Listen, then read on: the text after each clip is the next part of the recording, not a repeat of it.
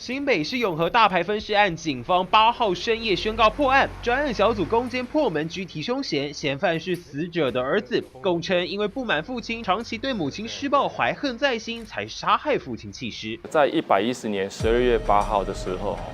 当时在早上10点多，那我们接到亲子中心一个很奇怪的电话这个电话是通报说，在瓦窑沟有一个疑似尸体的躯干。那一开始我们觉得很奇怪，为什么这个报案是从中和分局那边打过来的？那我们因为刚好瓦窑沟的中线就是中和分局跟永和分局的一个交界。那我们获报之后，觉得心里很多问号。那当时我们到现场的时候，现场就围观很多人。那一开始我们就觉得说，这个到底是不是模特的躯干啊？因为有些服装店会用那种塑料的那个模特的衣架，那而且它那个在整个颈部啊、两背还有腿部的交接处都是相当的工整。那我们一开始会以为说，这个是模特的躯干，因为从岸上看到河床的部分距离是有点远，根本没有办法判读，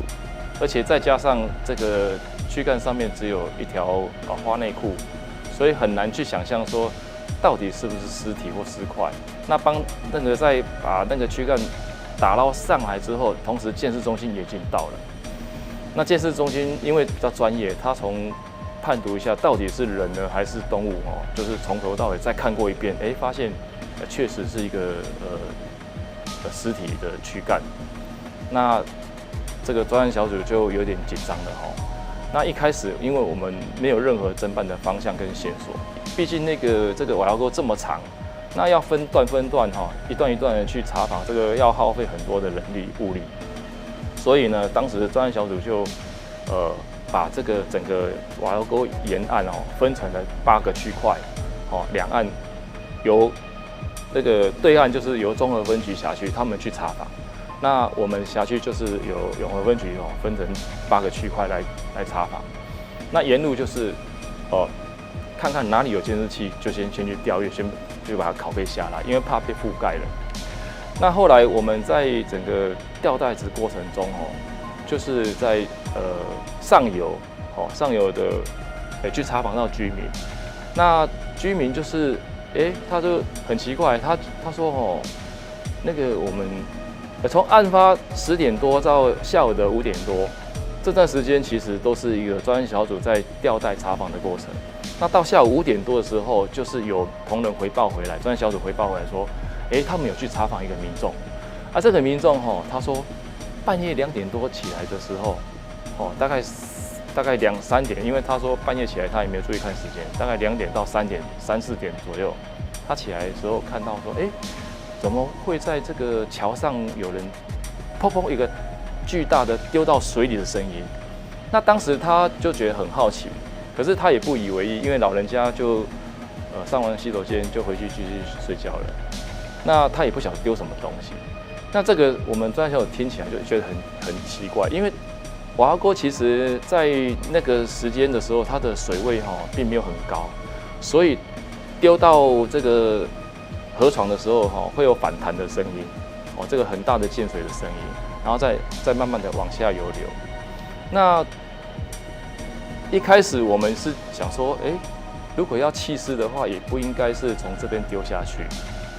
那事实上后来我们去发现说，原来，这个袋子往前掉的时候，发现是有人拖着行李箱，然后那天刚好又有下着微微的细雨，天色又很暗。然后他就拉着一个行李箱，拉到桥上去，然后把行李箱丢下去。结果呢，这个好死不死，行李箱丢到河床的时候，突然炸开了，打开了。然后打开的时候，就是整个那个，包括尸块啊，然后头颅啊，还有四肢啊，就分散开来，飘了下去。当时我们在后续是这样子发现的。所以应该说，原本应该是相尸案。对，它营造的是一个相尸案，是巨大的冲撞，然后把它拉链扯开了。那似乎好像也要让你们知道说，其实它好像也是要赶紧这个所谓对，把案子把它侦破的感觉，因为他一开始就是希望说，透过行李箱然后透过尾窑沟，然后往下流到新店溪，流到大海去。那事实上这个案件可能就会石沉大海，根本没有办法去追踪，因为以这个死者的他的年纪还有他的那个背景，事实上他的资料 DNA 资料是不可能去建档的，尤其是他身上又没有可以逐丝辨识的牙齿啊、毛发这些资料是没有办法在资料库比对去确认这个人的身份。其实一开始他是可能营造相思案要流到大海，可是呢，因为他这个动作太大了，又加上这个遗体有点重量，然后他在行李箱在要扶过那个栏杆丢下去的过程中有点吃力，那这中间可能又有打到那个在桥边的一个大型的金属水管，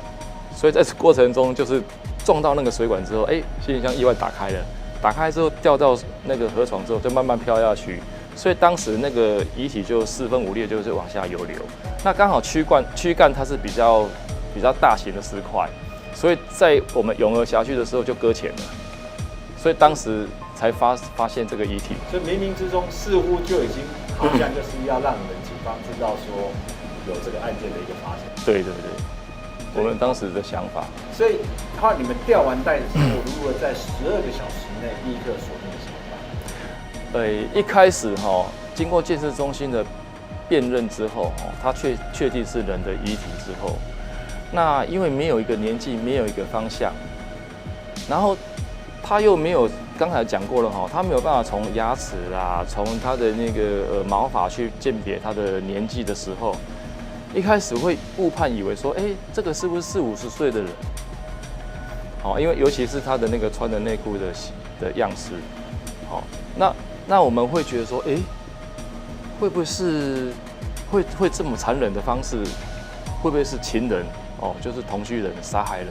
或者是因为黑道寻仇，还是因为债务纠纷才会这么残忍？那这个案子还没破获之前，都是很多种假设。然后呢，我们是根据这个监视影像一直循线去查找，从这个嫌犯他拖的行李箱的这个往回查找。那找到一个社区在双和街的某个社区，我们发现他是从那边出来的。可是呢，这个过程很奇怪，因为他那边的巷弄非常小，永和地区很多巷弄它都是小巷子，然后有时候会有出现没有尽头的、没有监视器的断点，所以调到一半不见了，就很奇怪，很离奇。那他从这个 A 路口进去，从 B 路口出来，然后穿着不同衣服，我们以为是不同的人。结果我们专案人员很用心去查找，就是在整个地区去查访之后，发现，原来它是联动的社区，它有2个出入口，这个让我们更意外了，因为我们很吃惊，就是说，这个社区这么大的社区，我们要怎么样从逐户逐层去收取，真的很难。而且以我们当时又怕打草惊蛇，如果我们每一户去敲门的话，怕惊动社区，然后也是扰民，然后也会让民众造成恐慌，因为毕竟发生了一个分尸命案，结果警方没有办法锁定嫌犯，反而去每挨家挨户去查找，这样子其实媒体爆出来的效果会更震撼。后来呢，我们另外一个专案小组又回报回来说，这个我们发现有一台摩托车在案发的那个晚上他骑机车出去了，然后呢，他机车上面的脚踏板上面有一个那个家乐福买的那种大卖场买的那种塑胶的整理箱，然后呢，他骑出去之后就丢到一个资源回收厂，然后再骑回来。那这时候我们就觉得很好奇，就去调那个车牌号码，发现这个是社区的某一楼的住户，那我们就怀疑说，这个影像跟我们调的影像有点类似。那一开始的插曲是这个影像，因为当时疫情关系大家都有戴口罩，那我们看到这个影像竟然跟这个社区的1楼的某一个民众长得一模一样。那我们一度怀疑说，这个1楼的是不是就是嫌犯？这个机车车号出现之后，我们再把这个机车的这个车主的影像调出来，他也很像这个丢弃尸体的这个嫌疑犯。那在几经比对之后，我又第2次就又打电话去跟检察官报告说，报告检察，我发现这个后者这个比较像骑机车的这个嫌犯他从楼上他住6楼，他从楼上把行李箱拿下来的时候，然后他行李箱是放在顶楼，他然后从6楼的坐电梯下来的时候，然后我们又开始锁定他。那锁定他之后，当天要行动的时候，因为早上是10点多发现的，到下午锁定嫌犯，到傍晚22点我们要去攻坚。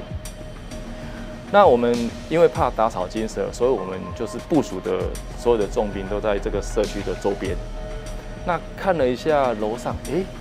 这个嫌犯怎么在阳台走来走去，非常焦虑的感觉。我们担心说他是不是要跳楼了？所以我们一度会担心说，如果我们这样冒冒失失攻坚进去，他会不会有比较激烈的行动？可能是冥冥之中有安排。我们按了电铃，他门就打开了。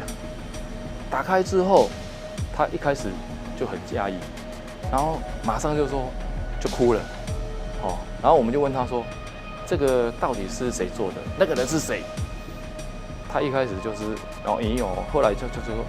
那是我爸爸。你为什么要杀他？因为他长期都是欺负我妈妈。他以前是在台中的安养院住，那回来之后，就是一直用言语来羞辱我妈妈。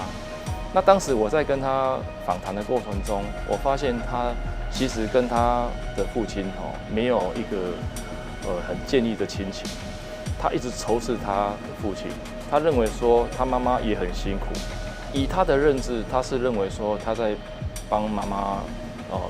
就是等于是一个报复的心理。就是说他觉得这样他爸爸对他妈妈的那个态度太差太不好了。他是替他妈妈出一口气。案子很特别，他明明就是在中和辖区发生的，结果下游也是中和辖区，就流到永和就卡在那边。那感觉这个案子就是要找我们来协助帮忙。那我们会去拜关公的原因，就是因为我们是正义的守护神嘛。我们既然选择这个行业，就是要面对相关的案件，就算他再困难再棘手，我们都要想办法去把它破了，替家属伸冤。那所以我认为说这个案件会找人并不是没有原因因为这个就太多的巧合，而且就是在这么短的时间我们就可以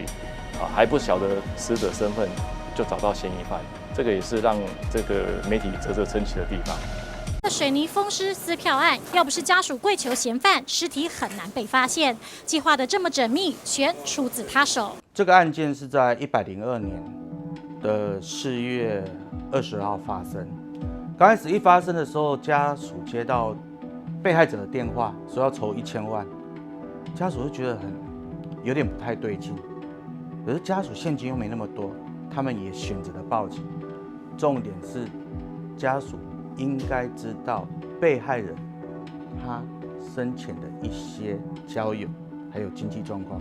所以一些事情是没有吐实的。或许也在情急之下，他跟警方就说：“我先生可能被绑了。”当初桃园警方受理之下，只靠被绑还是被带走，因为是4名刑警去带走。这个案件桃园警方一接到之后，也觉得这个很重大，到底是被绑走还是被带走？而且家属透露有限之下，他找到了我们刑事局，说我们一起来侦办这个案子，因为要理清楚是被绑走还是被带走，因为是左刑警背景，所以我们刑事局在这样的情况之下，我们就觉得怎么可能是刑警带走？果然没过多久电话就来，那显示这个案件不是被刑警带走，是假刑警真绑架。好，那我们再来看整个事件最大的，竟然歹徒会着刑警背心来进到被害人家里，他事先应该有经过缜密的规划。我们在想说是什么人会用这种步数？也在饭后我们逮捕这些人的时候，才发现里面有一个很关键的人物，是温姓嫌犯，他绰号是黑道军师，他之前也有筹划过去绑古董章。我们才知道哦，原来当初警方刚开始在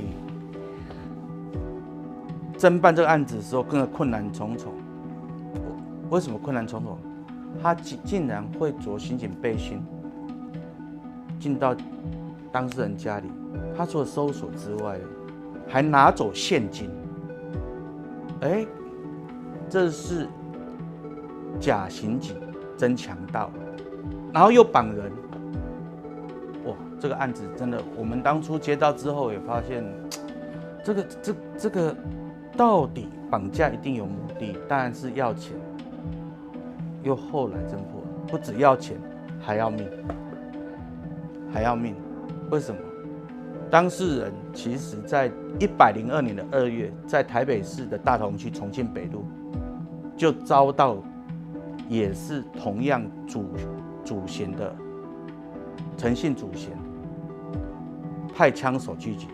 只是那时候因为枪手紧张，还有枪支卡弹，当下没有把他杀掉，所以才又规划了这一场绑票。所以你刚提到的假刑警，所以他是不是一度要混淆家属的一种这种事情，或是混淆警方侦办，让人家外界以为是警察来逮捕人，因为他们自称是刑警大队的人员嘛？我事后有跟歹徒聊过，歹徒说，如果我用正常人或是蒙了面进去，我那么容易进去吗？用什么？用公务身份，就像结合现在诈欺以前最猖狂的就是假冒检察官的身份一样。他也想过，我用什么方式很容易的进到家中，而且不会跟对方起到冲突之下，我可以把人绑走，可以取到他们当初有说，听说这个被害人的家中藏有大量的现金，所以他们用这种方式，假刑警真强盗的方式，是最容易进到被害人家里，也不会马上被察觉的。当桃园警方接到这个案件之后，我们刑事局马上协助侦办，然后看过一些基证，我们研判可能被害人不在世间，可是不管在不在世间，我们还是要救人，还是要见人，活要见人，死要见到尸体。所以我们从案发到整个收网不到1个礼拜的时间，因为这个救人如救火，你是掳人勒赎，你不能预判说他是被杀害，只是我们有各种迹象来研判他可能被杀掉。所以我们在1个礼拜之间，几乎警方也都不眠不休，然后透过各项的基证，歹徒狡猾到他怎么缜密规划，用权力车，而且去 A 排 B 挂，制造断点，使用外劳卡，外劳卡还给你分公机私机，公机就是什么？平时他们吃喝玩乐用的机子，私机就是什么？当时犯案时用的机子。还有不要说去买刑警背心、手铐这些，你看他们前置作业已经经过这些沙盘推演一段时间，后续再来犯这个案。所以警方当然接到家属报案之后，第一个我一定要抢在黄金72小时之内，赶快去抽丝剥茧出来，说到底歹徒是谁？而且他断点都做的，他做了至少5处以上的断点。好，如何收网？如何收网？一个一个收网之后，如何又突破刑法？好，我们警方把相关的证据确认这些人应该就是绑架被害人的歹徒之后，我们开始说讲真的，警方的跟监之外，我们去利用他们平时会吃喝玩乐的时间都会聚集的地方，去攻坚抓到这些人。抓到之后，他们也知道他们是掳人勒赎，而且他们心中也知道他人杀掉了，口风非常的紧，一一的不吐实。那我们专案小组就一一的跟他聊，那也去研判说，有可能哪几个人是犯案比较轻的，犯案重的主嫌，跟他聊过一样，一脸淡然，好像没有这件事情。可是从旁边的嘞，旁边的这些他的小弟啊，还是帮助犯呢？我们就跟他聊，发现好像有点松动，而且我们跟他讲一句话：你犯错了，你现在起死回头还来得及，你要为自己想，你要为家人想，饭后态度也是法官量刑的考量。我们直接，我坦白就跟他讲尸体在哪里，因为我研判，我看他嘴角抿动一下，我就觉得他有想要讲出来。当时有知道说那是桶子里面装的是死者。其实我们嫌犯有讲出尸体的藏放地点之后，我们有问他，尸体他丢在水塘，那丢在水塘会浮出来啊？没有，用桶子装。所以嫌犯有讲，我说用桶子装，那还有人，他说灌水，哇，心中一震，天哪！这个被害者他是用这种方式杀害之后灌水，然后丢到水塘，说没关系，好，那带我们去。所以等我们到现场之后，把桶子捞上来的时候，就发现那个桶子刚好，它虽然灌水，可是还是有浮现膝盖，被害人的膝盖处，我们就确认说被害人，这就应该是被害人。我们当初看到桶子，其实你说要高兴吗？高兴是因为破案，我不管怎样，我要见人死要见死，我终于对侦破这个案件对家属有交代。可是看到用水泥把人灌到水里面，放到桶子里面，推到水塘，捞上来那一刹，我们真的很震惊，因为怎么手段那么凶残。尤其到殡仪馆锯开的那一刹，当然因为尸体经过一段时间，会有味道出来。那种味道不只是我们说的尸臭味，其实还夹杂了复杂的心情。一个活人就这样子，不管他生前怎样，就被你们这样子虐杀，还灌水。这些歹徒说有债务上的纠纷，其实依判决书，包括法官有问清楚，应该是这些加害者，就是歹徒，其实是欠被害人的钱，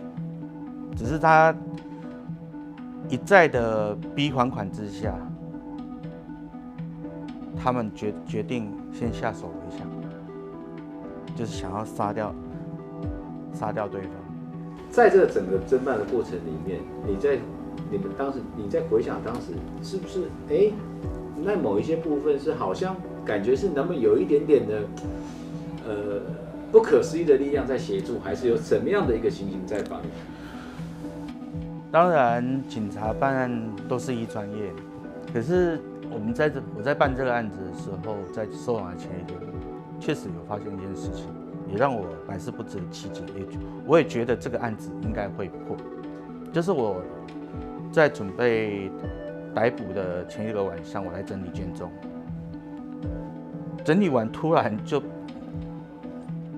知道是不是一阵风，就掉落了一张纸张，因为很多的卷宗，然后夹杂的，就那一张就掉下来，我一翻开，竟然是被害人的照片，我心中有点一震，这是要告诉我什么？是要告诉我什么？我当然也有心中在默默的跟讲，因为我假设这个被害人已经往生死掉了，我就讲，如果你是来告诉我这个案子要破了，我请你放心，我们准备要抓这些人。所以说冥冥之中，我只能讲一句话：歹路唔通行，人在做天在看，鸡卵较目拢有香。所以你再怎么精心筹划、制造断点，想要不让警方抓到，最后一条路，警察嘛是会找到你。